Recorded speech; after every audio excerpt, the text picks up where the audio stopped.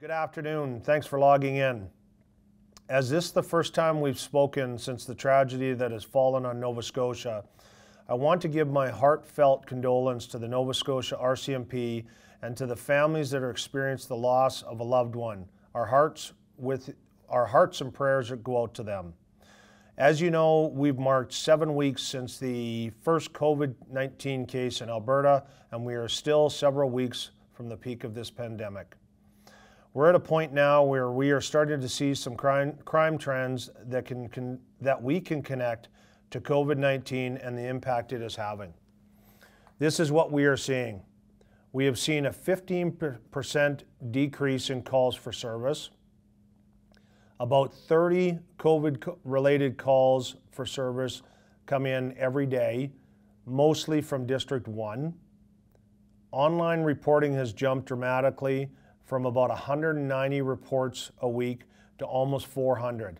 This is a great response from the public, limiting and helping us limit face-to-face contact with members, but still allow us to support them. Domestic conflict calls for service have increased, but domestic violence overall has decreased week over week. Keep in mind, we have a broad definition for domestics, so this can include not just intimate partner relationships, but also family relationships with children and others that are living in the residence. The domestic violence is actually down by approximately 30%. Overall violence has decreased steadily since mid-March, down about 40%. We believe in due part to the closure of bars and nighttime venues. Most break-in activity, what we're finding, is opportunistic. We believe much of this can be attributed to the vulnerable population seeking shelter, as well as the release of several prolific offenders. Home break-and-enters are down approximately 45%. But also, the one message we do want to get out, as the warmer weather increases, ensure people are locking their doors, closing their windows to help prevent this. As far as enforcement, we have issued 9 tickets under the Public Health Act. As mentioned last week, 3 criminal code charges were also laid in connection to COVID-19. We continue to favor education over enforcement. However, as we've always said, there is also people who will have blatant disregard for the Public Health Act, and we may have to issue them a summons. The last piece that I want to talk about is that we have done 35 quarantine checks on travelers at random times who are returning to Calgary, and all of those have been found compliant. We understand people are itching to get outside and reunite with friends and family, but we can't stress enough, this is not the time to take your foot off the pedal. What we do today dictates what our next several months will look like. Thank you, and now I'll take questions.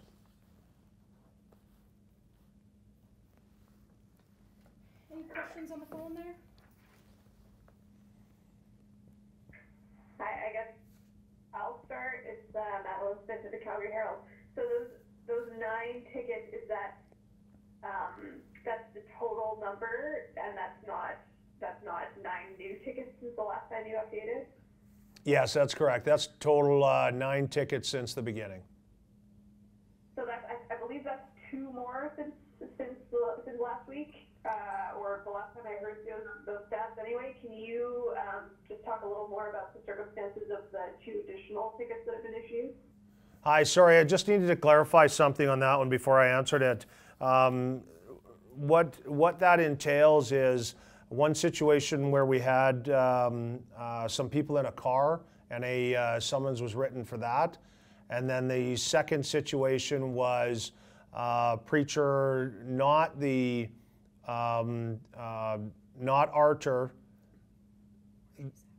It's a Preacher 7 Mission, I believe it is, who was also working downtown. Does that make sense? Or was it just like a full car? Can you see how many people were in there? And then the preacher, like what was it just a gathering that was too large? What was going on? Here, you know what, I'm going to make it easier. I'll break down all 9 and then you can look at it that way. So we've had 2 situations where 3 summonses were given out to 3 different people in cars which were related to criminal code incidents as well as breach of orders. So that adds up to 6. We had a lady, the first summons we gave out at the very beginning, lady that was not self-isolating when she was supposed to and knew she was doing that and was also arrested. We had the church preacher downtown, and then we had another church, I'll call him preacher as well, downtown, and that was the last one we wrote. So that should add up to 9. So to confirm the car, the ticketing of the cars, that wasn't carpool related, it was for other reasons? Yeah, that's exactly right. We're not pulling over people for carpooling issues. These were both in relation to criminal activity.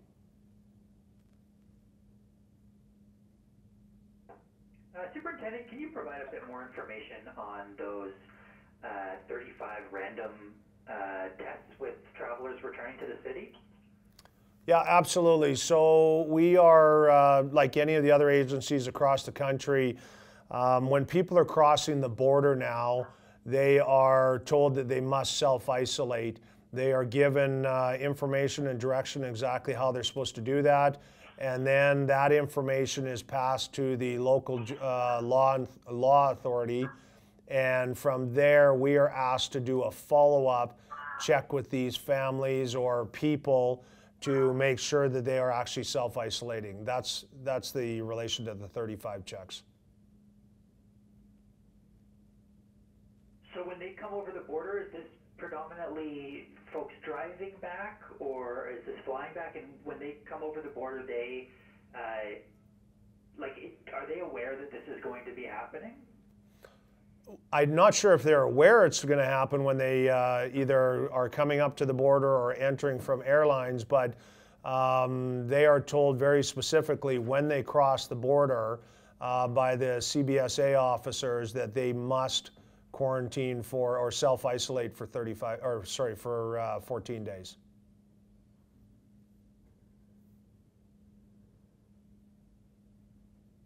I just want to talk about Crescent Heights.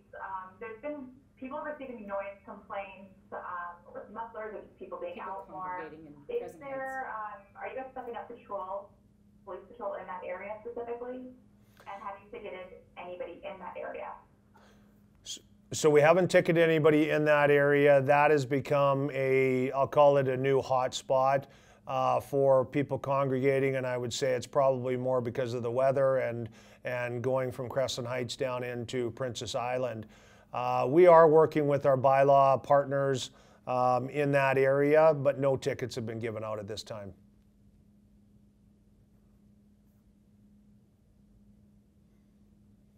Hi there. Can you talk a little bit more about the, you mentioned the prolific offenders that were released. Do you have more details on that? You know, it's that one's a bit of a tough one because that has been a trickle effect. It was, I would say at the very beginning, a large news story because people felt that all of these offenders were being released, but a lot of them fell into the category of being released.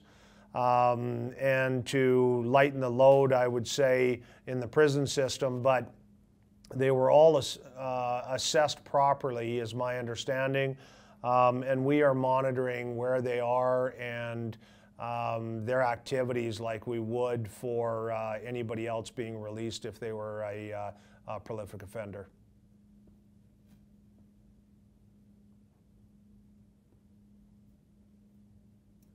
Any other questions out there?